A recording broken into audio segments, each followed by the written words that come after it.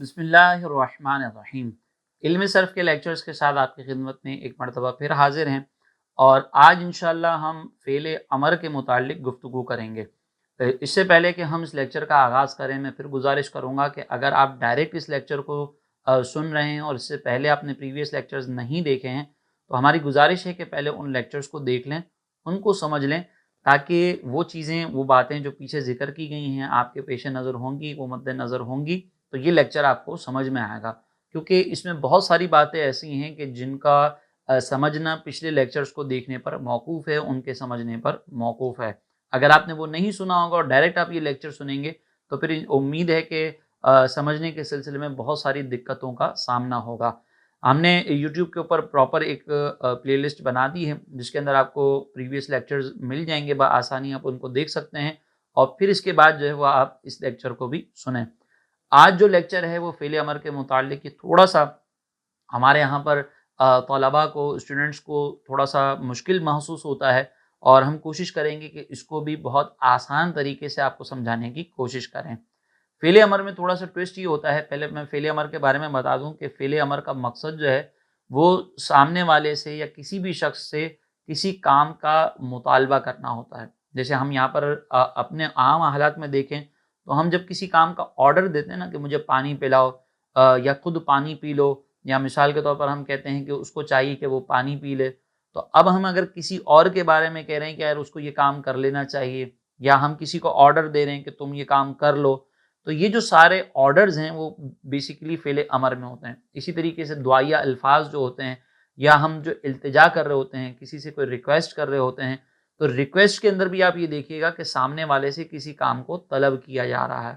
تو اب اس کو نام تو اگرچہ ہم نے فعل امر رکھا ہے، یعنی ہم نے سے مراد کلام عرب میں یا عربک گرامر کے اندر اس کا نام فعل امر رکھا جاتا ہے، اور امر کا مطلب ہوتا ہے آرڈر دینا، لیکن یہ ریکویسٹ کے لیے بھی یوز ہوتا ہے، یہ والا سیگا جو ہے وہ دعا کے لیے بھی یوز ہوتا ہے اور آرڈر کے لیے بھی یوز ہوتا ہے۔ تو پہلے تو یہ ذہن نشین رکھیں۔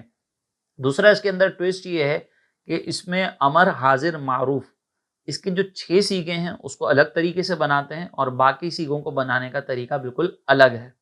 اب یہ جو ہم اس کو الگ طریقے سے بناتے ہیں، تو اب اس سلسلے میں بعض لوگ جو ہے وہ کنفیوژن کا شکار ہو جاتے ہیں، اور بعض اسٹوڈنٹس جو ہے وہ بہت زیادہ پریشان ہو جاتے ہیں۔ تو پریشان ہونے کی ضرورت نہیں ہے، انشاءاللہ ہم جو ہے وہ اس کے اوپر آج کلام کریں گے۔ کوشش کریں گے کہ ہم پہلے جو ہے وہ امر حاضر معروف بنانے کا طریقہ دیکھیں، اور پھر اس کے بعد جو ہے وہ دیگر جو ہمارے صیغے ہیں امر سے متعلق، اس کو پھر ہم انشاءاللہ اگلے لیکچر کے اندر دیکھیں گے، تاکہ سمجھنا، سمجھانا اور اس کو یاد رکھنا، ذہن نشین رکھنا ہمارے لیے آسان ہو۔ اگر کہیں پر دقت ہو تو پھر آپ اس لیکچر کو دوبارہ دیکھ سکتے ہیں، بار بار دیکھیں گے تو امید ہے کہ انشاءاللہ سمجھ آ جائے گا۔ سب سے پہلے دیکھیں کہ امر کیا ہوتا ہے، تو کسی کام کے مطالبے کے لیے استعمال کیا جاتا ہے، جیسے انصر، تم مدد کرو، اسے بھی فعل مضارع سے بناتے ہیں۔ پھر اس میں امر حاضر معروف بنانے کا طریقہ بقیہ دیگر صیغے بنانے سے مختلف ہے۔ تو ہم سب سے پہلے کیا دیکھیں گے، امر حاضر معروف بنانے کا جو طریقہ ہے وہ ہم دیکھیں گے۔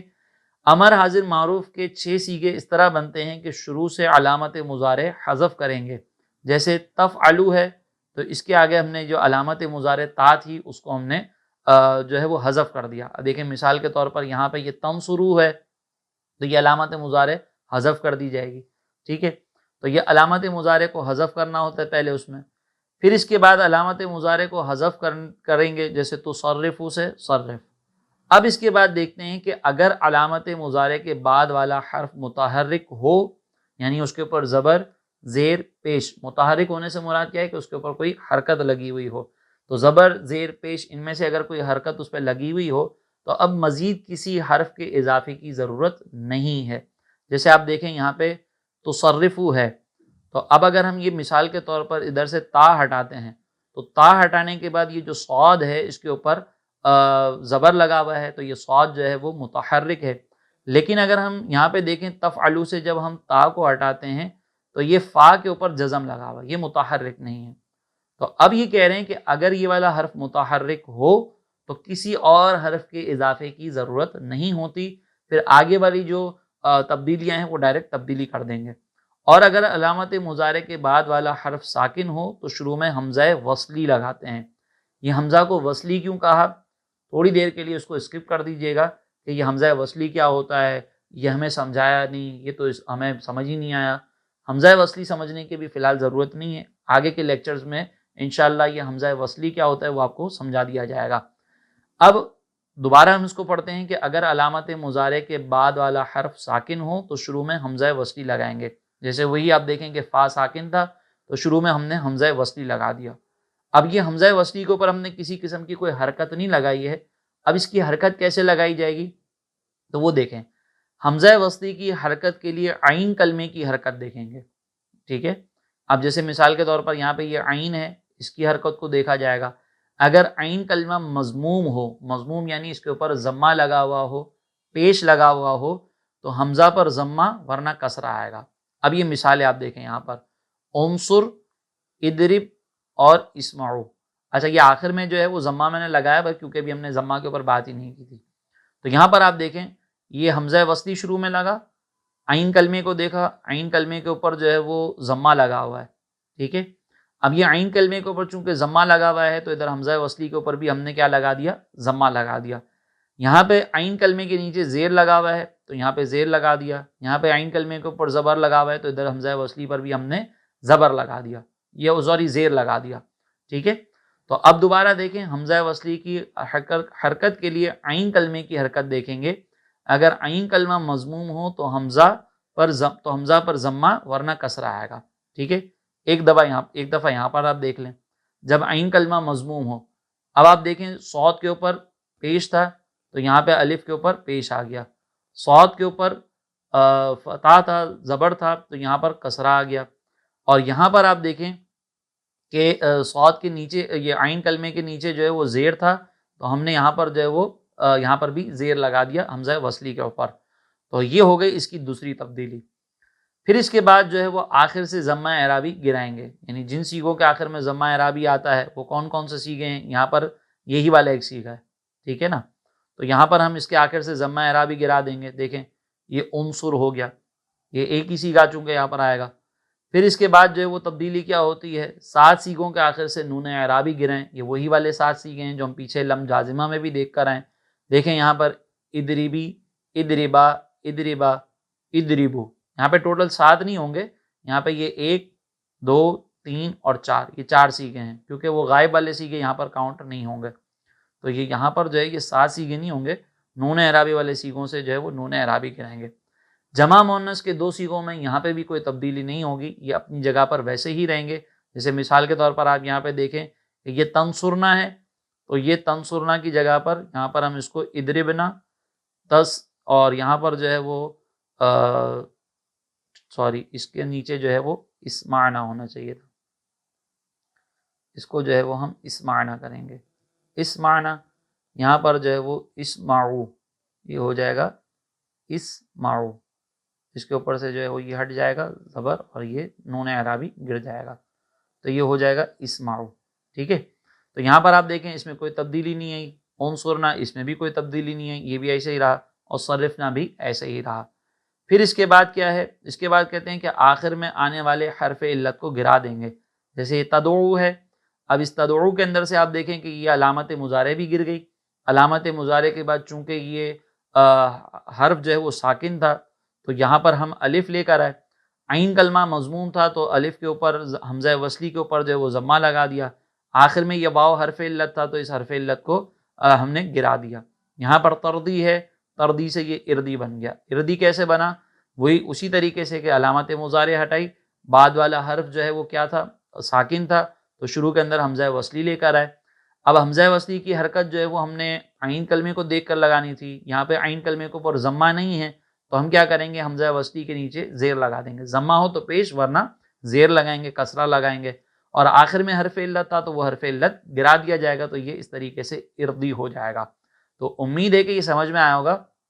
اب آپ اس کو دیکھیں بغیر ترجمے کے، اب آپ دیکھیں انصر یہ کیسے بنا، انصر جو ہے وہ ہمارا بنا تھا تنصرو سے، ٹھیک ہے۔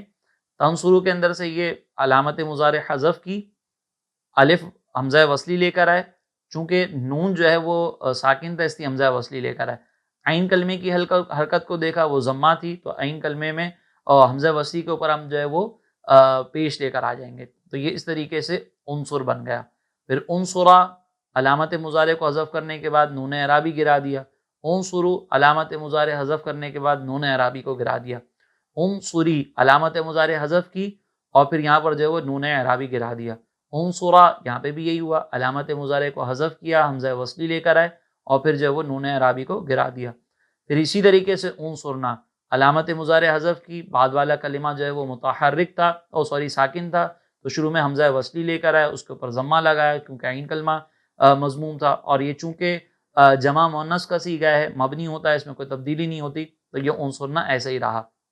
پھر اسمع, یہ در حقیقت کیا تھا؟ یہ اسمع جو ہے وہ در حقیقت یسمعو تھا, تسمعو یہ تھا تسمعو. پھر یہاں پر ہم نے وہی علامت مضارع کو حذف کیا.